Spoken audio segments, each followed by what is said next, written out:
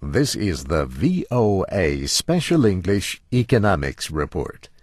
There was more evidence this week of the effects of high oil prices on the transportation industry. Automakers reported further drops in sales of trucks and SUVs, sport utility vehicles, in the United States. Big fuel-hungry vehicles brought in big profits until Americans faced big costs for fuel. Now they want smaller and more fuel-efficient cars. The head of General Motors, Rick Wagoner, says the prices are changing consumer behavior, maybe permanently. GM sales in the United States in May dropped 30% from last year. The Ford Motor Company had a 19% drop. Toyota sales in the United States were down 8%. But another Japanese maker, Honda, reported an 11% increase on strong sales of cars. General Motors announced it will close 4 truck factories in North America and expand car production.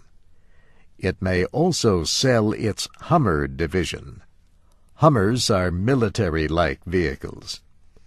But Rick Wagoner said GM will go forward with plans to make the Chevy Volt, a car powered mainly by electricity. He says it will be available no later than the end of 2010. Still, new findings show that Americans are driving less. The Federal Highway Administration says the number of kilometers traveled on public roads has dropped since late 2006. Many people may be driving less because of high gasoline prices. But transportation officials worry that less demand for gasoline will mean shortages of money from fuel taxes that support roads. Use of public transportation, though, is up. The American Public Transportation Association says it increased 3% in the first 3 months of this year over last year.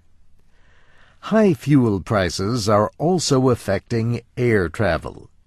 The International Air Transport Association expects the industry to lose at least $2 billion this year, mainly because of prices for jet fuel. This week, more air carriers in the United States announced plans to cut flights and jobs and remove older, less efficient planes from service. Continental Airlines said record-high fuel prices have produced the worst crisis for the industry since the terrorist attacks of 2001. Continental announced Thursday that it will reduce flights in the United States by 16% during the last 3 months of the year.